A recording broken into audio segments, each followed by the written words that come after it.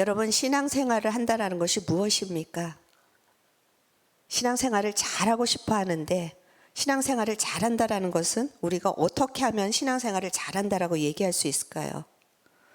기도도 잘하고 말씀도 잘 알아서 사람 만날 때마다 하나님이 이런 말씀 하셨습니다 하고 내놓을 수 있어야 되고, 그리고 전도도 잘하고, 그럼 우리가 신앙생활 잘한다라고 생각하지 않습니까? 그리고 가정에서도 잘하고 직장에서도 잘하고 나가서도 잘하고 술 담배도 끊어야 되고 내가 양보해야 되고. 그런데 여러분, 이 말을 듣는데 기쁘다, 그런 기쁨이 솟아오르십니까? 아니면 마음이 답답하다, 전자입니까? 후자입니까? 정직하게 후자죠. 기도도 잘해야 되고 말씀도 잘 알아야 되고 전도도 해야 되고 가정에서도 잘해야 되고 직장에서도 잘해야 되고. 그냥 듣기만 해도 숨이 탁 막힙니다. 우리가 신앙을 갖는 것은 우리가 오늘 찬양한 것처럼 자유하기 위해서, 그래서 분명히 진리가 너희를 자유케 하리라고 했는데 자유하기 위해서 신앙을 갖는 것인데, 아니 세상에서도 잘해야 되는데 이제 교회 나와서 신앙까지도 잘하려고 하니 참 숨이 턱턱 막힐 때가 참 많이 있다라는 것입니다. 우리는 물론 세상 가운데 빛이 돼야 되고 잘해야 합니다. 그런데 신앙의 본질은 잘하는 것이 아닙니다. 신앙의 본질은 잘 해내는 것이 아닙니다. 신앙의 본질은 예수님을 따라가는 것입니다. 마태복음 4장 18절에서부터 19절 같이 읽어보시겠습니다. 갈릴리 해변에 다니시다가 두 형제 곧 베드로라 하는 시몬과 그의 형제 안드레가 바다에 금을 던지는 것을 보시니 그들은 어부라. 말씀하시되 나를 따라오라. 내가 너희를 사람을 낚는 어부가 되게 하리라 하시니. 지금 예수님께서 자기와 하나님의 나라를 전파할 사역자, 제자들을 부르시는 장면입니다. 그런데 그들에게 어떤 조건을 내놓으십니까? 기도도 잘하고 너희들 성품도 좋고 세상에 능력이 있어서 나를 따라와야 되겠다, 그러십니까? 그냥 삶의 현장에서 지쳐갖고 그물을 던지고 있는, 그물을 깁고 있는 그들을 향해서 그냥 간단하게 말씀하십니다. 나를 따라와라. 그러면 그들의 삶에 어떤 결과가 일어난다라고 약속하십니까?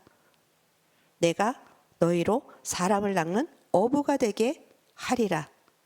나를 따라와서 너희들이 좋은 어부가 되라. 너희들이 나를 따라와서 전도를 해라. 나를 따라와서 너희들 봉사를 해라. 나를 따라와서 너희들 기도를 해라. 그것이 아닙니다. 그냥 계산 없이 나를 따라와 봐라. 그러면 내가 너희들의 인생을 바꿀 것이라고 약속하시는 것입니다. 예수님을 따라가다 보면 그들의 삶의 목적이 바뀌는 것입니다. 예수님을 따라가다 보면 그들의 능력이 바뀌는 것입니다. 그들의 가치가 바뀌는 것입니다. 우리는 예수님을 따라가는 것에 먼저 집중하는 것이 아니라 이제 예수를 믿었다 그러면 그 다음부터 내가 어떻게 잘할까에 집중을 합니다. 그러다 보니 이게 자꾸만 무거운 짐이 되는 것입니다. 죄를 끊어내야 되는데 그래, 내가 스스로 결단하고 이 죄를 짓지 말자. 그래서 여러분, 성공하신 적이 있습니까? 예수님을 따라가면 죄의 영향력들이 끊어질 것입니다. 예수님을 따라가다 보면 여러분의 삶의 모양이 달라질 것입니다. 내가 죄를 끊어내려고 발버둥 치는 것이 아니라 예수님을 따라갈 때 죄의 영향력들이 나에게 범접하지 못하는 것입니다. 내가 온유한 사람이 돼야지 하루에도 참을 인자를 3번을 새기고 그렇게 참다가 어떻게 됩니까? 더 크게 폭발합니다. 내가 온유한 사람이 되려고 발버둥 치는 것이 아니라 예수님을 따라가다 보면 우리는 예수님의 성품으로 바뀔 것입니다. 예수님을 따라가다 보면 우리의 가정은 반드시 바뀝니다. 예수님을 따라가다 보면 우리에게 주신 축복들의 문들이 열릴 것입니다. 저는 우리 성도들이 2025년 이 복을 다 받기를 축원합니다. 그러기 위해서 여러분의 노력은 가상하지만, 항상 제가 얘기하잖아요. 노력은 가상하다고. 그렇지만 그 노력을 잠시 내려놓고 예수님을 따라가는 것에 여러분이 다시 재조정하시기를 바랍니다. 그러면 예수님을 따라간다라는 것은 무엇인가? 우리는 그냥 그럼 예수님을 따라간다, 그냥 막연하지 않습니까? 그런데 오늘 읽은 본문에서는 예수님을 따라간다라는 것이 무엇인지 구체적으로 우리가 해야 될 태도를 두 가지를 이야기하고 있습니다. 첫 번째가 자기를 부인하고, 그 다음에 두 번째가 자기 십자가를 짓고 그 다음에 따라갈 수 있다라는 것입니다. 그럼 우리는 예수님을 따라가기 위해서 첫 번째, 우리는 자기를 부인해야 합니다. 자기 부인이라는 말을 많이 들으셨죠? 기독교는 자기 증명이 아니라 자기 부인이다. 그런데 자기 부인을 우리가 또 어떻게 할 것인가 참 많은 고민이 있습니다. 이 자기라는 거, 자아라는 거, 이것이 예수님을 따라가는데 가장 큰 방해거리라는 것입니다. 우리 다 예수님을 따라가기를 아까 아멘으로 화답하시지 않으셨습니까? 그런데 내 마음에는 따라가고 싶은 마음이 너무나도 넘치는데 그 길을 가지 못하도록 방해하고 있는 것이 바로 자기, 자아라는 것입니다. 지금 오늘 이 본문의 배경을 보면 베드로는 하나님의 은혜로 성령님의 계시함으로 말미암아서 주는 그리스도시요 살아계신 하나님의 아들입니다. 자기도 무슨 말을 하고 있는지 모르면서 그 고백을 해서 예수님께 칭찬을 받았습니다. 그 많은 제자들 중에 갑자기 예수님이 와 바요나 시몬아 네가 복이 있도다 그리고 칭찬을 하니까 얼마나 좋았겠습니까? 으쓱했을 것입니다. 그러자 이제 예수님이 그 신앙 고백을 들으시고 이제쯤은 제자들에게 십자가의 도를 가르칠 때가 되었다라고 생각하시고 비로소 자신이 십자가의 길을 가실 것을 제자들에게 구체적으로 말씀하시기 시작합니다. 그런데 조금까지만 해도 성령 충만했던 베드로가 어떻게 반응을 합니까? 그 길은 안 됩니다. 그리고 예수님을 항변했다고 하는데 여기서 항변이라는 건 예수님을 아주 권위를 가지고 꾸짖었다라는 것입니다. 베드로가 내가 예수님을 따른 것은 세상의 영광의 자리로 가기 위해서 따른 것이지 그렇게 수치스럽고 고통스럽고 아무런 열매도 없는 십자가의 길을 따르려고 따른 것이 아닙니다. 그렇게 하시면 안 됩니다. 예수님이 내가 십자가의 길을 가겠다고 할 때 베드로는 그것을 말리는 것이 겉으로는 예수님을 생각하는 듯 합니다. 예수님 그 고난의 길을 가지 마십시오. 그런데 그 안에 베드로라는 자기가 항변을 하는 것입니다. 이런 길인 줄 알았으면 나는 따라오지 않았습니다. 이런 길인 줄 알았으면 나는 그물도 버리지 않고 생업도 버리지 않고 그냥 대충 믿고 있었을 것입니다. 그런데 예수님이 이런 길을 가시겠다 하니 이건 말도 안 됩니다. 이 베드로뿐만이 아니었습니다. 다른 제자들도 마찬가지였습니다. 그래서 예수님이 십자가의 고난을 예고하시고 바로 뒤에 9장 10장 보면은 예수님이 계속해서 거듭해서 십자가의 이야기를 하십니다. 그럴 때마다 제자들의 반응은 누가 크냐? 하나님의 나라에서 누가 큰 자가 될 것인가? 그들은 그것을 논쟁하고 있었습니다. 예수님은 계속 나를 따라오라. 이제 내가 그 길을 가려고 구체적으로 너희들에게 보여주겠다. 그렇게 말씀하시는데 이들은 예수님을 따라간다고 하면서 다른 길을 꿈꾸고 있었던 것입니다. 내가 좀 더 커지는 길, 내가 좀 더 높아지는 길. 우리가 예수를 믿는다고 고백하지만 우리 모두 다 지금 이 다른 길을 원하고 있지는 않습니까? 목사라고 다를 것이 없습니다. 목사가 언제 제일 좌절을 느끼는지 아십니까? 성도들이 안 늘어날 때, 성도들이 떠날 때, 교회가 부흥하지 않을 때. 머리로는 압니다. 큰 교회가 좋은 교회가 아니라 하나님이 계시는 교회가 좋은 교회라 머리로는 알지만 사람의 수나 정말 그 목사들끼리 모였을 때 몇 명 나오십니까? 이런 말들 다 우리가 주님이 가시려는 길을 따라가려는 것이 아니라 내가 원하는 길을 가고 싶은 마음이 아직도 내재가 되어 있다는 것입니다. 그것이 마치 내가 높아져야, 내가 많은 사람을 정말 목양하는 목사가 되어야, 우리 교회가 큰 교회가 되어야, 내가 물질이 어느 정도 좀 있어야지, 내가 그래도 나는 별로 욕심은 없어, 그래도 이 정도는 살아야지, 이 모든 것들이 나는 괜찮은 사람이 되고 싶은 우리 안의 욕구, 내가 세상 가운데 내가 좋은 사람이라는 그것을 증명하려고 하는 그 욕구가 너무나도 우리 안에 가득 차 있다는 것입니다. 베드로 그리고 다른 제자들, 주님 그 길을 가면 안 됩니다. 이 자아에서 나오는 이 욕심과 내가 괜찮다라는 것을 인정받고 싶고, 내가 스스로 내가 주님 없이 스스로 내가 잘해서 무엇인가 증명하고 싶은 이 마음을 우리가 부인하지 않으면 결코 주님의 길을 따라갈 수가 없다라는 것입니다. 우리는 자기 부인하면 내 생각을 내려놓고 내 계획을 내려놓고 하나님이 나의 왕이십니다, 그런 고백은 너무나도 잘합니다. 지금 베드로도 그 고백을 했습니다. 주는 그리스도시여 살아계신 하나님의 아들이십니다. 그렇지만 하나님이 계획하신 그 길은 안 됩니다. 여전히 우리 안에 역사하고 있는 이 자아가 오늘 산산조각이 나기를 주님의 이름으로 축복합니다.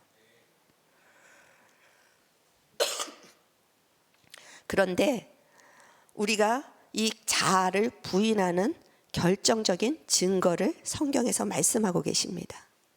자아가 커지고자 십자가의 그 길 앞에서 이제는 십자가의 길로 따라가야 되는데, 그 전환점에서 자아가 커지고자 하는 그 제자들을 향하여서 주님은 그것을 너희들이, 베드로를 향해서는 사람의 일을 생각하고 있다, 이것은 하나님의 일이 아니다, 그렇게 말씀하실 뿐만이 아니라 그 내가 더 커지고 싶다라는 그 제자들을 향하여서 주님은 이렇게 말씀하십니다. 우리 마가복음 10장 42절에서부터 44절 같이 읽어보시겠습니다. 예수께서 불러다가 이르시되 이방인의 집권자들이 그들을 임의로 주관하고 그 고관들이 그들에게 권세를 부리는 줄을 너희가 알거니와 너희 중에는 그렇지 않을지니 너희 중에 누구든지 크고자 하는 자는 너희를 섬기는 자가 되고 너희 중에 누구든지 으뜸이 되고자 하는 자는 모든 사람의 종이 되어야 하리니. 아멘. 지금 우리가, 베드로가 주님 그 길을 가시면 안 됩니다, 그렇게 항변하며 주님이 가시려는 길을 막아선 것은 세상 사람들이 가지고 있는 가치관과 세상 사람들이 살아가고 있는 방법대로 그대로 있기 때문이라고 주님은 말씀하십니다. 세상은 어떻게 움직입니까?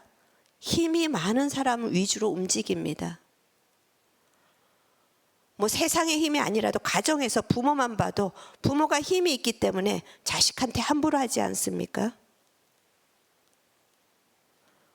내가 그 어린아이보다는 힘이 있기 때문에 나를 주장하고 내 방식대로 살으라고, 그러다 아이들이 다 상처받아서 지금은 부모와 하나가 될 수가 없는 그 상황들, 그게 다 힘을 가지고 있기 때문입니다. 내 마음대로 하고 내 기준대로 살고 싶은 것이 세상의 그 모든 사람이 하는 원리라는 것입니다. 그런데 그 43절에 너희는 그렇지 아니하다, 너희 중에는 그렇지 않을지니, 이거는 그 원어로 보면 너희는 그렇게 살아서는 안 된다라는 것입니다. 너희가 제자라면, 예수님을 따르려면 너희들은 높아지려는 원리가 아니라, 자기를 주장해서 사람을 자기 뜻대로 조정하려고 하는 원리가 아니라 어떤 원리로 살아야 한다고요? 낮아지는 원리, 종의 원리, 섬기는 원리로 살아야 된다는 것입니다. 그렇다면 자기 부인은 말로 하는 것이 아니라 내가 섬기기로 결단하는 것이 자기 부인의 열매인 것입니다. 여전히 교회에서 내 유익을 위해서 내가 이 교회를 통하여서 마음이 편해지고 교회를 통하여서 뭔가 얻고 섬김을 받고 이렇게 해서는 주의 길을 따라갈 수가 없다라는 것입니다. 주님, 나는 이제 주님과 같이 섬기는 자입니다. 예수님께서 자기의 권리를 다 버리시고 우리에게 생명을 주시기 위해서 십자가에서 우리를 섬기신 것처럼 주님, 나는 이제 나를 위해서 사는 자가 아니라 하나님을 위해서, 이웃을 위해서 사는 자입니다. 하나님을 섬기고 이웃을 섬기는 것이 나의 길입니다. 저는 이 길을 주님과 함께 가기를 원합니다. 오늘 이 고백이 있는 자를 주님께서 찾으십니다. 물론 다른 사람을 섬기는 것이 쉬운 일은 아닙니다. 때로는 간도 다 빼줘야 되고 억울할 때도 있습니다. 내가 이것만 아니면 나 편하게 살 것 같은데 이렇게까지 해야 될까? 계산될 때가 있습니다. 그런데 그것이 우리가 주님을 따라가는 길이라고 말씀하고 계십니다. 여러분, 자기 부인을 관념적인 것으로 생각하지 마시기를 바랍니다. 자기 부인은 내가 이제 죽기로 결단하는 것뿐만이 아니라 내가 종으로 살기로 결단하는 것입니다. 내가 섬기기로 결단하는 것입니다. 그렇게 주님을 따라가는 자에게 주님께서는 반드시 내가 너희로 사람을 낚는 어부가 되게 하리라, 생명을 살리는 자로 우리를 사용하실 것입니다.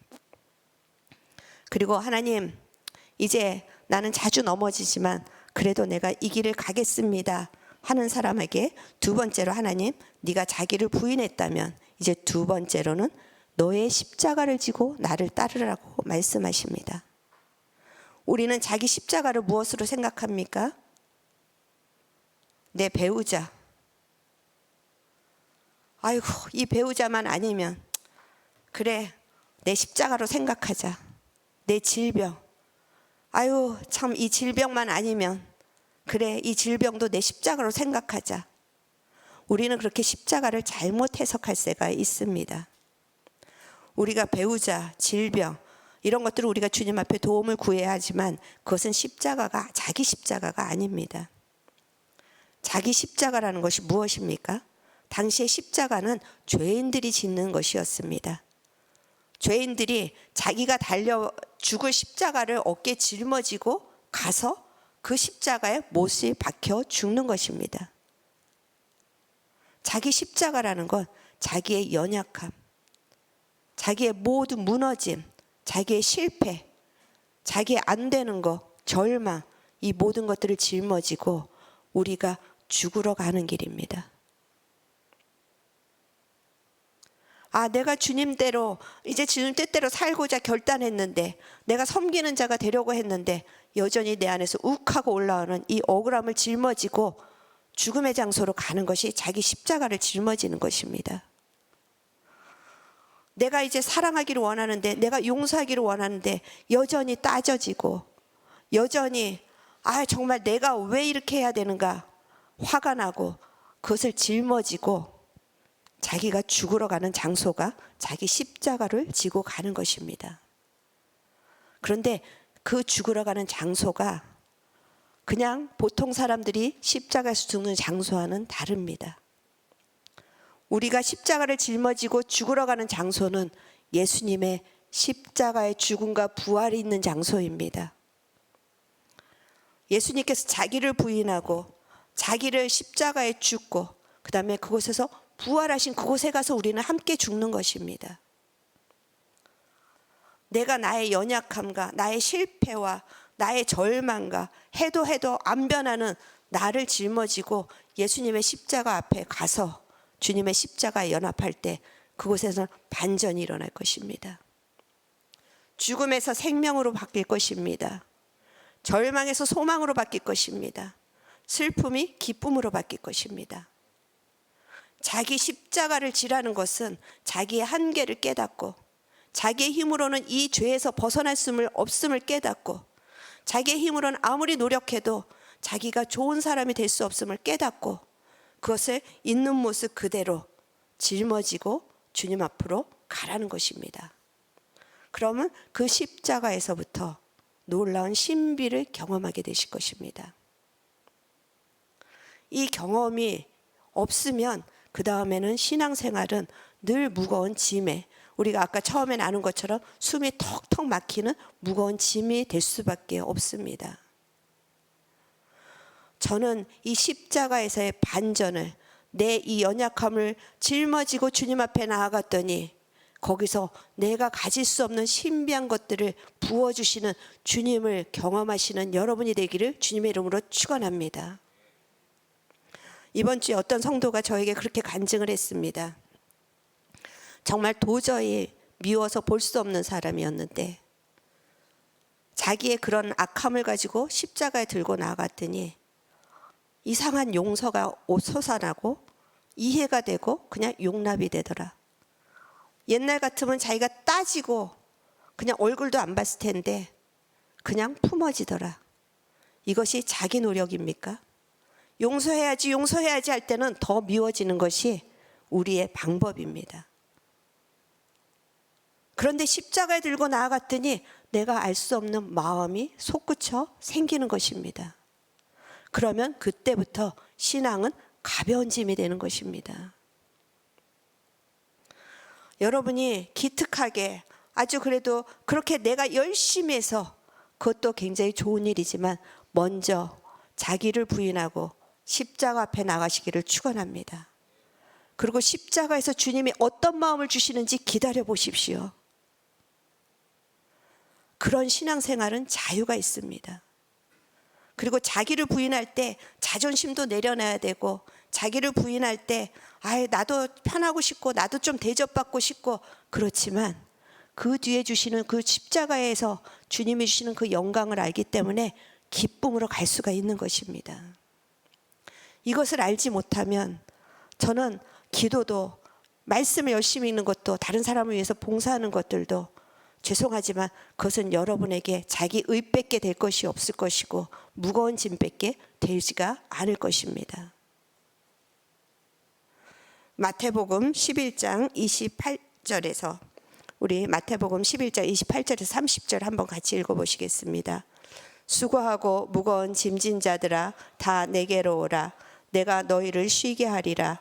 나는 마음이 온유하고 겸손하니 나의 멍에를 메고 내게 배우라. 그리하면 너희 마음이 쉼을 얻으리니 이는 내 멍에는 쉽고 내 짐은 가벼움이라 하시니라. 아멘. 여기서 수고하고 무거운 짐진 자들아, 우리는 인생의 수고하고 무거운 짐을 졌을 뿐만이 아니라 죄에 대한 수고하고 무거운 짐을 짓고 있습니다. 그리고 신앙에 대해서도 수고하고 무거운 짐을 지고 있습니다. 그래서 열심히 하는 것 같은데 오히려 마음이 더 강팍해지고 오히려 마음이 더 힘들어지고 메말라집니다. 그런 사람들을 향하여서 주님이 내게로 오라라고 초청하십니다. 이것은 처음 믿을 때뿐만이 아니라 너 자기를 부인하고 너의 십자가를 지고 내게로 오라. 그럼 거기서 내가 너희를 쉬게 하리라. 그리고 내가 너희들에게 겸손을 가르치리라. 온유를 가르치리라. 나를 따라오면 너희들의 인생이 앞에서 뒤에 어린 소를 끌고 가는 그 소를 따라가는 어린 소처럼 그냥 따라가기만 하면 그것은 그 멍에는 괴롭고 무거운 멍에가 아니라 앞에 엄마 소가 끌고 가기 때문에 쉽고 가벼운 멍에가 된다라는 것입니다. 제가 이제 이따 광고 시간에도 예고하겠지만 다음 주까지 설교를 하고 이제 저는 마치게 됩니다. 그런데 이 두 번의 시간에 무엇을 전하는 것이 좋을까? 그래서 오늘 본문이 박스문 목사님께서 하셨지만 제가 또 한 것입니다. 이것만큼 여러분의 신앙생활에서 중요한 것이 없습니다. 자기를 부인하고 자기 십자가를 짊어지고 가는 것, 사람들 너무 이것을 하찮게 여깁니다. 왜냐하면 뭐 그런다고 무슨 일이 일어나? 하지만 경험한 사람들은 담대하게 얘기합니다. 그 길만이 내가 살 길이라고. 그 길에서 나는 주님을 만났다라고. 여러분 열심히 기도하시고 열심히 신앙생활 하셔야 되지만 열심히 주님을 따라가시기를 바랍니다. 날마다 누가복음 9장 38절에서는 이 말씀을 날마다 자기 십자가를 지라고 하십니다. 날마다.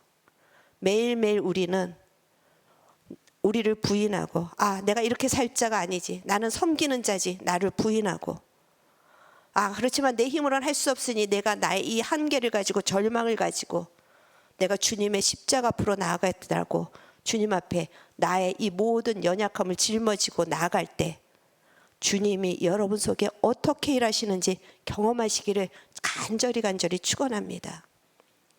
주님은 그곳에서 우리에게 새로운 성향을 주십니다. 새로운 소원을 주십니다. 새로운 마음을 주십니다. 그래서 우리가 소원이 있고 뭔가 비전이 있는 사람은 아무리 어려운 일이 와도 그것이 힘들지만 그것으로 인하여서 슬퍼하거나 좌절하거나 주저앉지는 않습니다. 여러분, 그 십자가에서 주님의 마음을 받으시기를 축원합니다.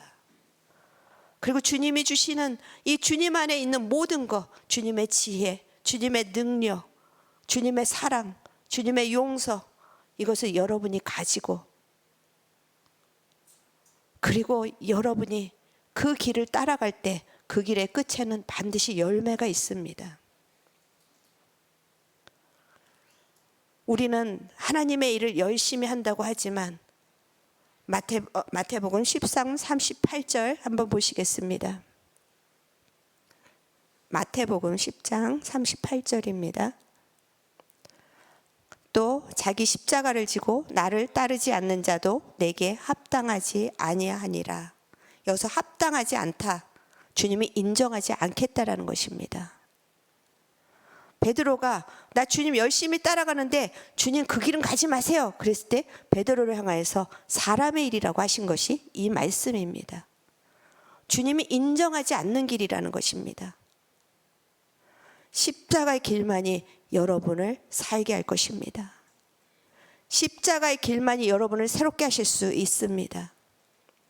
여러분, 우리가 누군가를 섬길 수 있다라는 거, 그래서 우리 진리등대 센터로 우리에게 허락하신 것도 우리가 그들을 섬기는 것이 아니라 우리가 주님의 영광을 보는 것입니다. 자기를 부인하고 자기 십자가를 지고 나를 따르라, 이것은 우리에게 무거운 숙제를 주시는 것이 아니라 우리에게 영광으로 초대하시는 것입니다. 우리가 섬기는 곳에 주님이 얼마나 풍성하게 계시는지 그 풍성함과 기쁨을 누려본 사람만 알고 맛본 사람만 아는 것입니다. 저는 이제 2025년 우리 성도들이 그 주님의 생명을 마음껏 누리시기를 축복합니다. 그래서 우리 안에 있는 항변들, 그 힘든 길은 안 됩니다. 내가 주님 따랐으니 나에게 뭔가 하나 주십시오. 내가 이렇게 열심히 기도했으니 나에게 뭔가 하나 주십시오. 그 길에서 주님이 나를 따르라 하실 때 주님 그 길이 십자가의 길이고 나를 부인하는 아픔이 있고 내가 나의 절망을 가지고 내가 주님 십자가를 내 절망을 봐야 되는 어두움이 있고 그렇지만 그걸 짊어지고 주님이 죽으신 그 십자가 앞에 연합할 때 주님 내 삶을 통해서 마음껏 나타나십시오. 내 삶을 통해서 마음껏 일하십시오. 그렇게 주님을 따르는 자를 통하여서 저는 반드시 생명의 역사가 넘칠 것을 소망합니다. 그리고 2025년뿐만이 아니라 이 진리등대 교회, 우리가 작은 교회지만 이 생명이 넘치면 하나님의 일을 하는 교회가 되기를 원합니다.